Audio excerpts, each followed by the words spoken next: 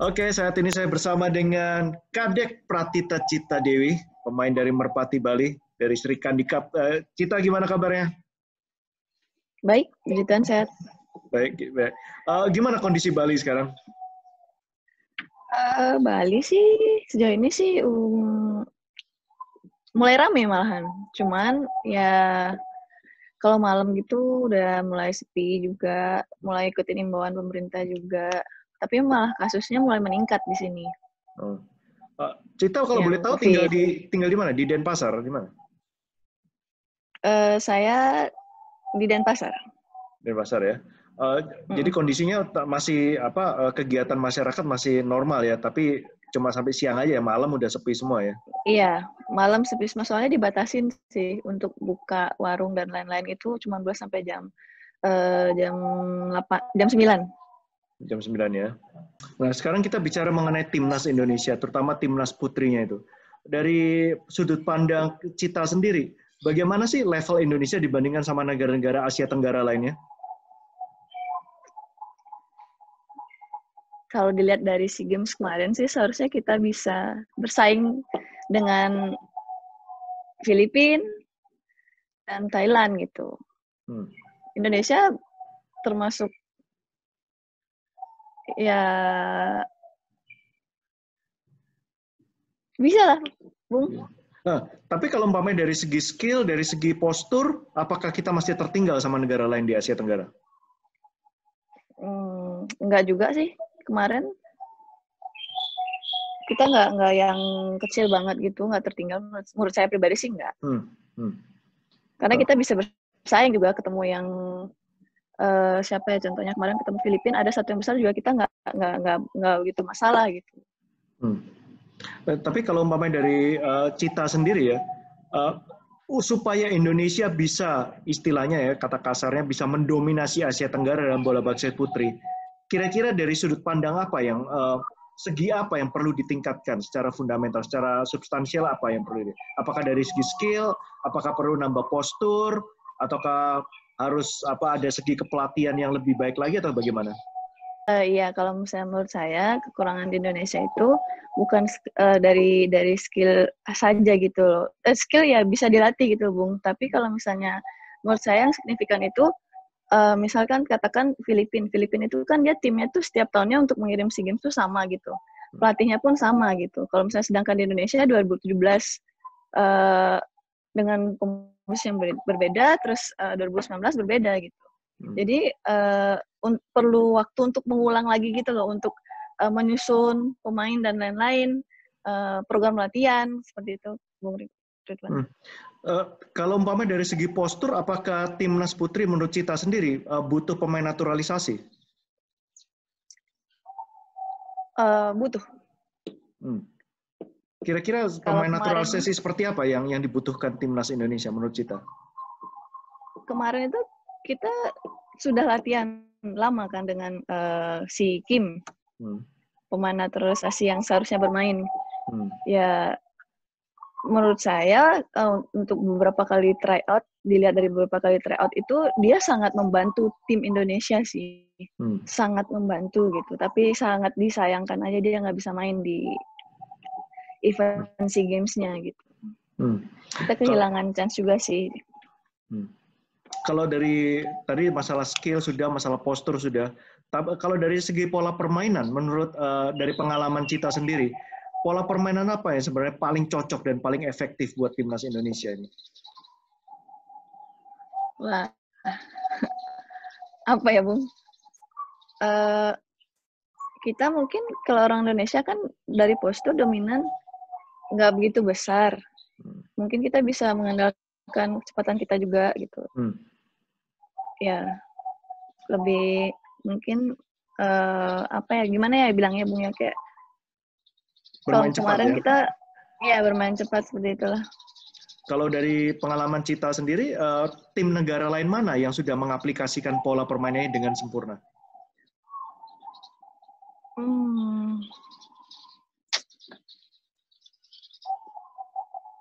Malaysia. Malaysia ya? Iya. Tahun ini Filipina juga oke, Bu. Enggak, dalam artian mereka menerapkan pola permainan cepat, tidak mengandalkan postur tubuh dari para pemain. Malaysia ya. Dan kalau di Asia Tenggara untuk timnas putri siapa yang paling menurut kita yang paling tim to beat siapa? Tim yang paling diunggulkan di Asia Tenggara untuk timnas putri siapa? Apakah Malaysia masih di atas untuk saat atau ini? Filipina atau untuk tahun-tahun ini? Filipina sih. Filipina ya. Filipina. Ya karena dia udah bergabung lama gitu, Bung. Ya itu tadi ya. Tahun ini mereka berhasil ya. Padahal sebelumnya mereka gagal gitu, tapi mereka tetap dalam satu tim gitu. Akhirnya tahun ini sekalinya dapat juara, langsung dapat emas gitu mereka. Cita kalau boleh saya tahu, kalau Cita bisa memberikan saran, masukan kepada pemain-pemain muda, pemain-pemain basket putri Indonesia yang masih muda ini, itu jenis pelatihan apa tipe pelatihan apa yang mereka mesti fokuskan supaya mereka bisa istilahnya menembus timnas, kemudian juga bisa membawa Indonesia ke level berikutnya. Kira-kira pelatihan apa yang mesti mereka fokuskan? Mungkin ke mental dan konsisten aja sih, Bung. Dan itu latihan seperti apa ya? Kalau misalnya pengulangan, Bung.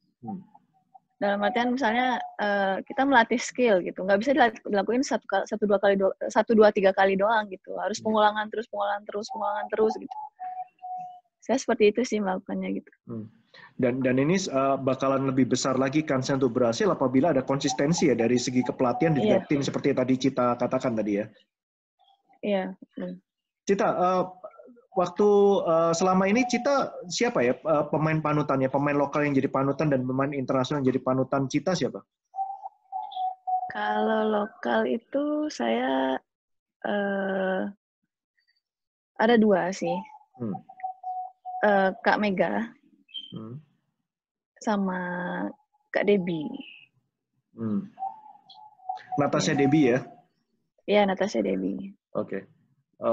Pertanyaan terakhir, ini kan sebentar lagi kan hari Kartini nih. Mungkin Cita ada message, ada pesan buat generasi yang lebih muda lagi untuk para pemain basket, gimana lebih semangat lagi untuk bisa main basket? Ya, untuk adik-adik yang masih muda, kalau misalnya kalian punya mimpi, jangan pernah nyerah untuk mewujudkan mimpi-mimpi kalian gitu, karena nggak ada yang mustahil untuk mewujudkan itu. Oke. Semangat. Oke, thank you Cita, thank you. Salam buat keluarga, sehat selalu. Iya, Bung. Mudah-mudahan pandemi ini cepat kelar dan kita bisa sehat kembali juga, lagi Bung. nonton Cita bertanding. Iya, terima kasih, Bung. Thank you Cita. Oke, saat ini saya bersama dengan Natasha Debbie, pemain basket putri Indonesia. Debbie, gimana kabarnya? Baik. Gimana kabarnya, Kak?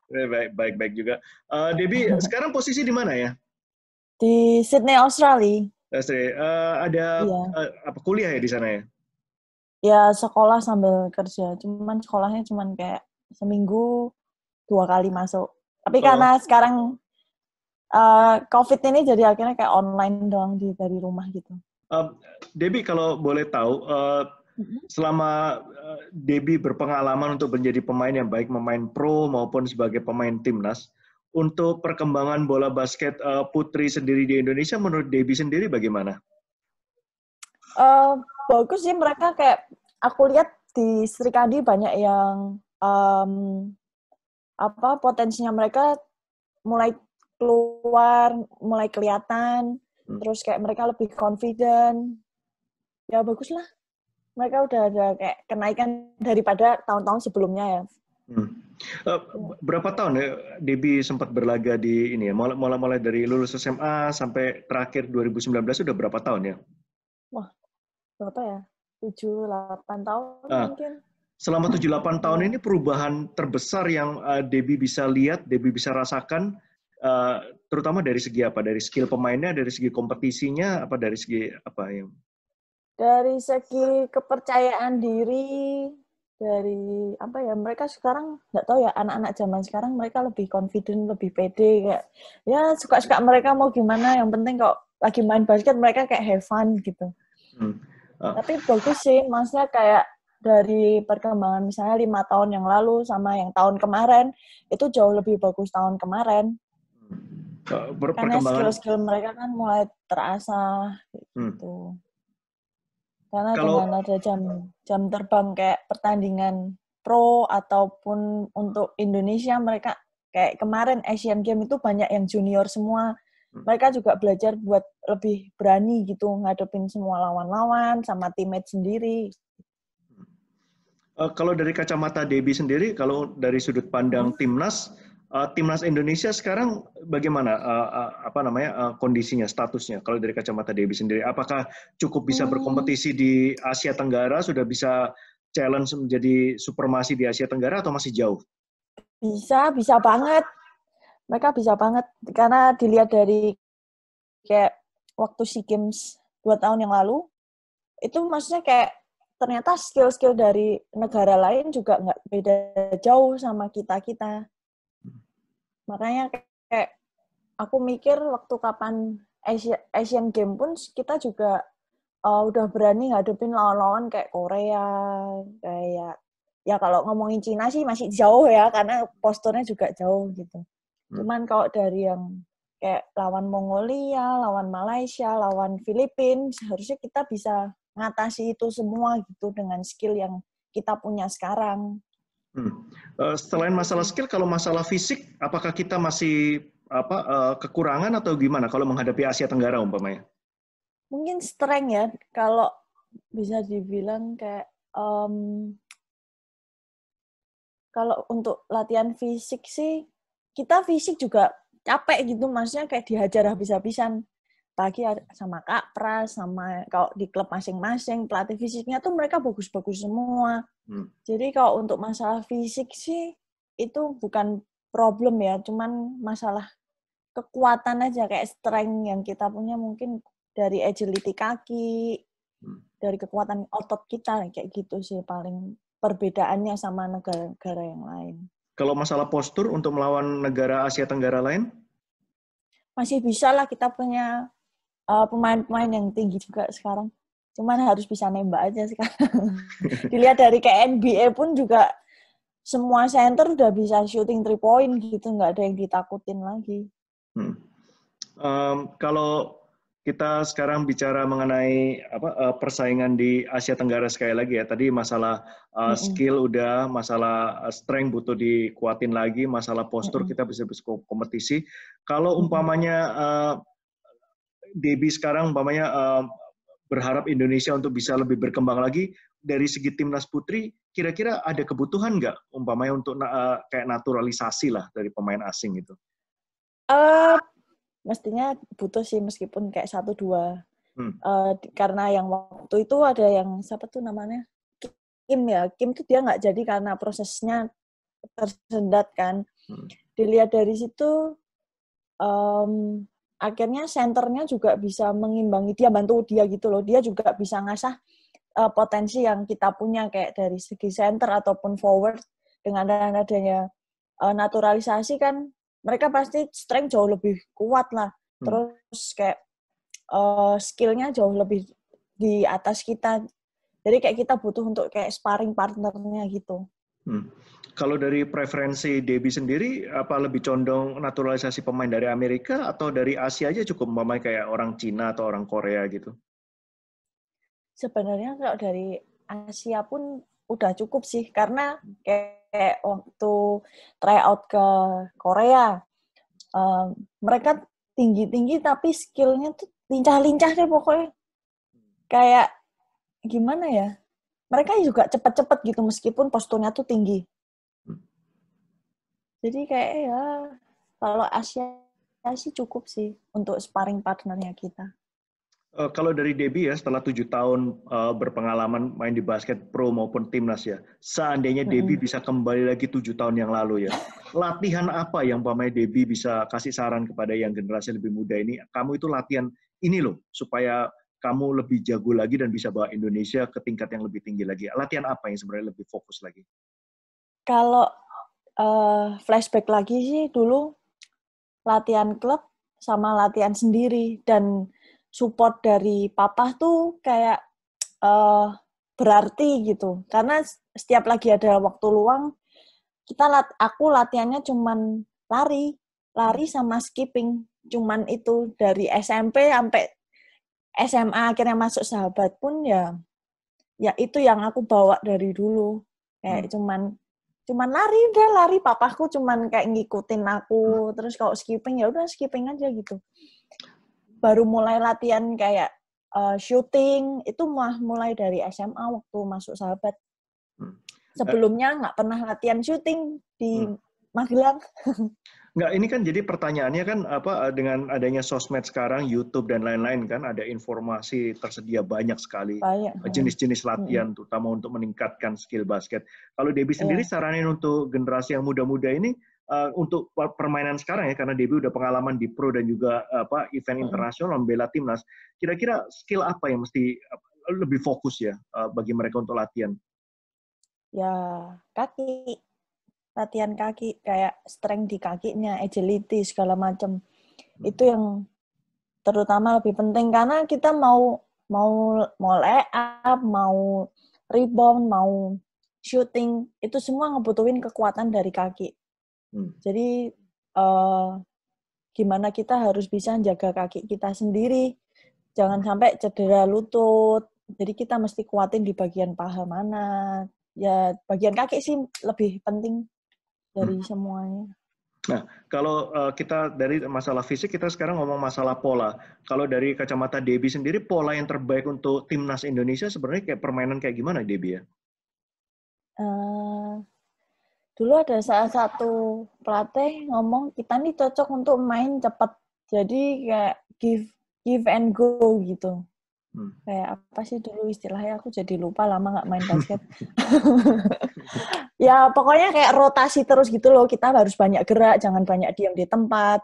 Kita mesti cari tempat yang kosong di mana. Harus gitu sih. Jadi kita ada di mana, temannya kita harus kemana. Temannya kita kemana, kita harus isi posisi temannya kita. Harus kayak gitu sih menurutku. Kalau gambaran Debbie sendiri itu, pola seperti itu siapa yang paling baik? Negara mana yang waktu itu tim putri, negara mana yang paling baik untuk mengeksekusi pola itu? Kira-kira yang seingat Debbie. Ya, kalau dari segi Asia sih tetap Jepang nomor 1 ya. Mereka kayak kecil-kecil cuman cepet gitu pergerakannya mereka. Ada pemain yang pergi, dia langsung isi. Siapa pergi, mereka langsung isi kayak cepet gitu. Korea pun juga gitu sih, aku lihat. Tendensinya memang mengandalkan speed ya daripada postur ya untuk putri ya. Dan juga ini pemain lokal dan pemain internasional siapa yang dulu jadi panutan? Kok pemain lokal dulu C. Marlin. Kalau Herlawan ya. Ya, itu nggak tahu deh kenapa bisa kayak orangnya nggak pernah emosi. Terus dia bisa kontrol permainan, bisa ngasih tahu yang lain, dia bisa jadi leader yang bagus gitu. Oh, sampai yang terakhir waktu SEA Games main sama Cemarin juga dia bisa kayak tanya mauku gimana. Jadi kita sama-sama nyesuaiin gitu. Dan nggak pernah emosi, nggak tahu. Kalau aku kadang emosi soalnya. Kalau internasional Kobe Bryant sih. Kobe Bryant ya. Ya aku suka. Ini kan bentar lagi kan ada tanggal 21 April kan Hari Kartini gitu ya. Debbie kira-kira ada pesan apa, ada message apa buat generasi muda terutama yang putri-putri, terutama yang para pemain basket putri ini. Kira-kira Debbie ada pesan apa buat mereka? Tingkatkan potensi yang ada, jangan pernah capek atau ngeluh buat latihan, jangan pernah takut untuk coba hal baru. Ya untuk kedepannya sih dilewatin dengan seneng gitu. Kamu kalau ngelewatin hari-harimu seneng, latihan seneng, dibawa happy, ya semuanya bakal berjalan jadi lebih baik gitu. Dan tetap berpikir positif. Oke, thank you. Oke, Debbie, good luck ya. Good luck ya. Nanti thank you. Semoga di sana kondisinya cepat kembali normal dan juga Debbie bisa kembali ke Indonesia nanti ya. Oke, Debbie, terima kasih Debbie. Thank you.